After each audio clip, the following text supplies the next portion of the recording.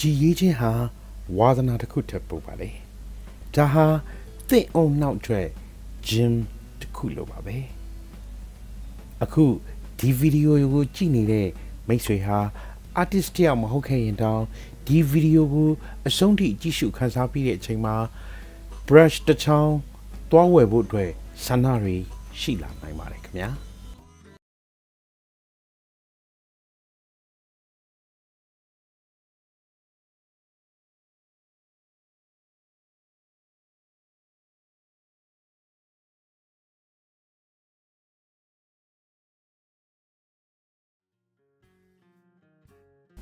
မင်္ဂလာပါခင်ဗျာကျွန်တော်တို့ရဲ့ artistry ဆိုတာပကြီးအမှုပညာဆိုင်ရာ channel တစ်ခုဖြစ်ပါလေကျွန်တော်တို့ channel ကနေပကြီးအမှုပညာဆိုင်ရာဗဟုသုတများစွာကိုဖြန့်ဝေပေးနေတာမျိုးဖြစ်ပါလေဒါကြောင့်ဒီကနေ့မှာကျွန်တော်ဖြန့်ဝေပေးခြင်းတဲ့ဗဟုသုတကတော့ပကြီးရေးခြင်းဟာတင့်ဘဝကိုဘယ်လိုပြောင်းလဲပေးနိုင်လဲဆိုတဲ့ခေါင်းစဉ်အောက်မှာကျွန်တော်ဆွေးနွေးတင်ပြပေးပါပါမယ်ခင်ဗျာမိတ်ဆွေတို့ခင်ဗျာကျွန်တော်တို့အားလုံးဟာတနေ့တာရဲ့အချိန်များစုကိုဖုန်းတွေကွန်ပျူတာတွေနဲ့အလုပ်ဖိအားတွေကြားမှာကုန်ဆုံးနေကြရပါတယ်မနေ့အေးရထားတာနဲ့ notification တွေကြည့်မယ်အလုပ်မှာ deadline တွေကို like လုပ်မယ်ညရောက်လို့ရှိရင် social media တွေကို scroll လုပ်ရင်အချိန်ကုန်သွားမယ်ဒီလိုဘဝပုံစံတွေကြားမှာ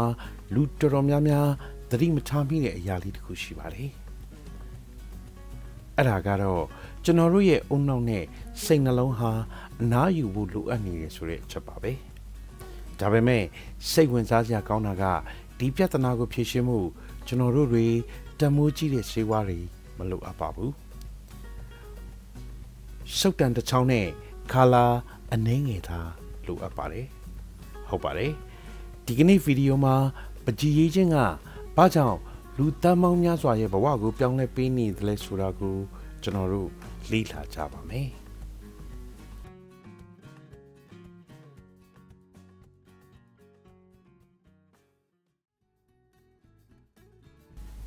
creativity ကို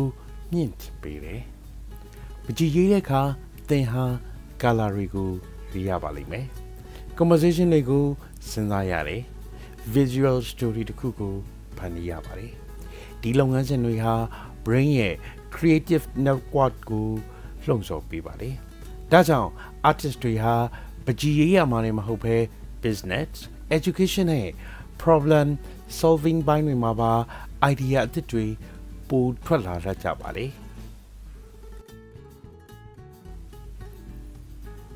memory ကိုပိုကောင်းစေတယ်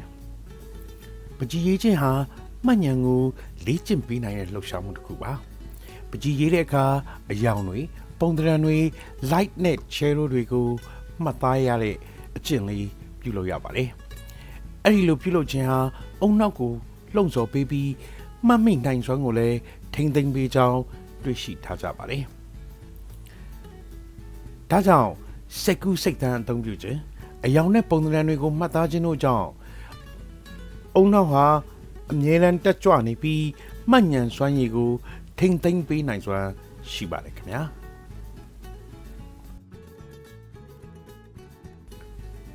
communication skill တိုးတက်လာပါတယ်အနုပညာဟာလူတဦးရဲ့အတွင်းစိတ်အထွေးတွေနဲ့ခံစားချက်တွေကိုဖော်ပြနိုင်တဲ့ဘာသာစကားတစ်မျိုးဖြစ်ပါတယ်တခါတလေစကားနဲ့ပြောမထွက်တဲ့ခံစားချက်တွေရှိရပါလေဒါပေမဲ့ပကြီးကားတစ်ချက်ဟာစကားလုံးထောင်ပေါင်းများစွာထက်ပိုပြီးပြောနိုင်ပါလေ art ဆိုတာ emotion ရဲ့ language လေးဖြစ်ပါလေလေးလာမှုတချို့ရပကြီးရင်းနေချိန်မှာနှလုံးခုန်လုံး short ကြပြီးစိတ်အေးချမ်းမှုကိုခံစားရကြောင်းတွေ့ရပါတယ်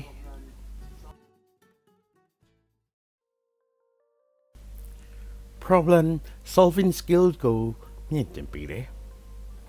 ပကြီးရေးခြင်းက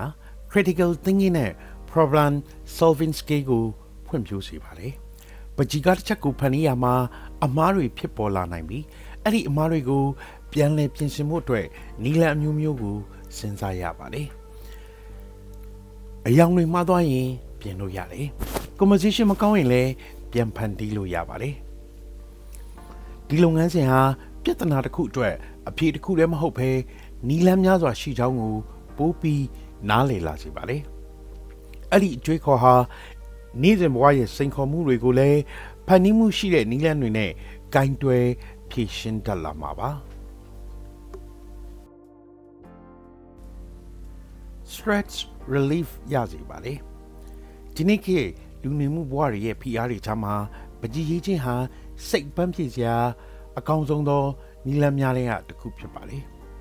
စုတ်တန်ငိုကိုင်းကအယောင်တွေနဲ့ဖန်တီးနေချိန်မှာစိတ်ပူပန်မှုတွေကြောက်ရွံ့မှုတွေနဲ့နေ့စဉ်ဘဝရဲ့ဖိအားတွေကိုခဏတာမေ့ထားနိုင်ပါလေဒါအပြင်ကိုဖန်တီးထားတဲ့ပကြီးကားတွေကိုမြင်ရတဲ့အခါအောင်မြင်မှုကျေနပ်မှုနဲ့ဂုဏ်ယူမှုတွေကိုခံစားစေနိုင်ပါလေဒါကြောင့်ပဲ stress ကိုလျော့နည်းစေတယ်လို့ဆိုရမှာပါ positive emotion တွေတိုးလာတယ်ပုံတစ်ပုံကိုရေးပြီးသွားတဲ့အခါရတဲ့ခံစားချက်ကိုသင်သိပါသလားဒီပကြီးကားကိုငါဖန်တီးခဲ့တာဆိုတဲ့ခံစားချက်ပါပကြီးကားချက်ပြီးဆုံးသွားတဲ့အခါမိမိကိုယ်ကိုယုံကြည်မှု self esteem တိုးလာပြီးပုံမူပျော်ရွှင်လာတတ်ပါတယ်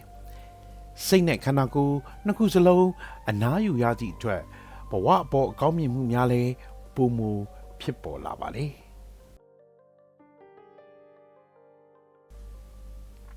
ဖုံးကွယ်ကြတဲ့ emotion တွေကိုလွတ်မြောက်စေပါလေပကြီးရင်းနေခြင်းမှာလူတဦးဟာ alpha state လို့ခေါ်တဲ့စိတ်အခြေအနေတစ်ခုကိုရောက်ရှိနိုင်ပါလေဒီအခြေအနေမှာအုံနောက်ရဲ့အသိစိတ်နဲ့မသိစိတ်နှစ်ခုလုံးလှုပ်ရှားနေပြီးအတွင်းခံစားချက်တွေကိုလည်းဖော်ထုတ်နိုင်စွမ်းရှိပါလေပကြီးရင်းခြင်းကို art therapy အဖြစ်အသုံးပြုကြတာကိုကြားဘူးကြပါလိမ့်မယ်အကြောင်းရင်းကတော့ရိုးရှင်းပါတယ်တချို့နာကျင်မှုတွေကိုစကားနဲ့မပြောနိုင်ဘူးဒါပေမဲ့ပုံနဲ့ဖော်ပြနိုင်ပါတယ်ပကြီးရေးခြင်းဟာစိတ်ဒဏ်ရာတွေဝမ်းနည်းမှုတွေ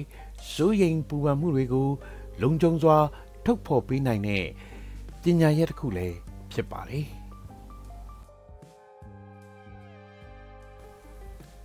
emotional intelligence မြင့်တက်လာတယ်ပကြီးရေးခြင်းကတဆင့်မိမိရဲ့စိတ်ခံစားချက်တွေကို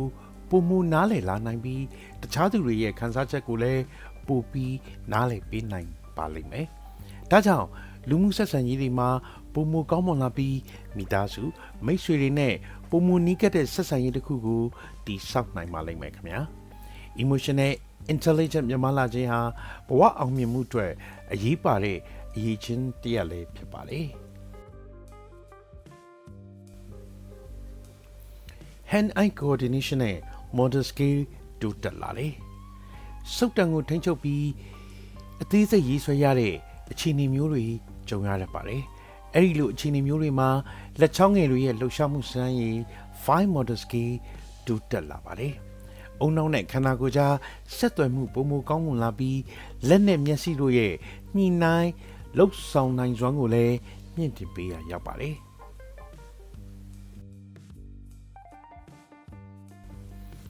observation skill ပိုကောင်းလာတယ်။ပကြီးရေးခြင်းကလူတဦးရဲ့ observation skill ကိုမြင့်တင်ပေးပါတယ်။ဘာကြောင့်လဲဆိုတော့ပကြီးရေးတဲ့သူတွေဟာ light, shadow, texture နဲ့ color variation တွေကိုအမြဲတမ်းထားပြီးကြည့်နေတတ်လို့ပါ။ပကြီးရေးတာအချိန်ကြာလာတာနဲ့အမျှတခြားသူမမြင်နိုင်တဲ့အသေးစိတ်အလှတရားတွေကိုမြင်တတ်လာပြီးဘဝကိုပုံမနဲ့ဆိုင်စွာခံစားတတ်လာမျိုးပါ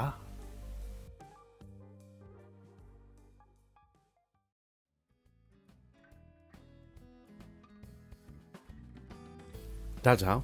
မိတ်ဆွေတို့အနေနဲ့နားလည်ထားမှာကပကြီးရေးခြင်းဆိုတာလှပတဲ့ပကြီးကားတစ်ချက်ဖန်တီးဖို့အတွက်သာမဟုတ်ပါဘူးဒါဟာစိတ်ဖိစီးမှုကိုလျော့နေစေတယ်အုံနောက်ကိုလေ့ကျင့်ပေးတယ်စိတ်ခံစားချက်တွေကိုကုသပေးနိုင်ပါတယ်ပြီးတော့ကိုပိုးပြီးနားလည်လာစေတယ်။ဒါကြောင့် artist မဟုတ်ရင်တောင် perfect ဖြစ်တဲ့ professional artist ဖြစ်ဖို့မလိုပါဘူး။ brush တစ်ချောင်းကိုကင်ပြီးစတင်ရေးဆွဲကြည့်လိုက်ပါ။ဘာကြောင့်လဲဆိုတော့ သင်ဖန်နီးလိုက်တဲ့ပကြီးကားတစ်ချက်ဟာကဘာမှာအကောင်းဆုံး artwork မဖြစ်နိုင်ပေမဲ့သင်ဘဝကိုပြောင်းလဲပေးနိုင်တဲ့ artwork တစ်ခုတော့ဖြစ်လာနိုင်ပါတယ်ခင်ဗျာ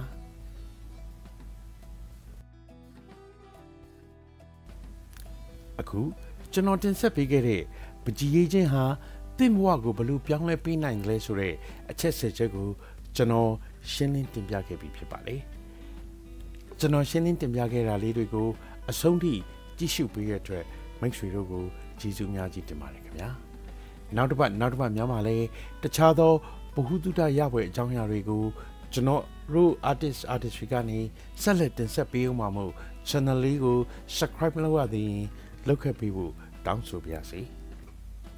အားလုံးကျမ်းမာချမ်းသာကြပါစေခင်ဗျာ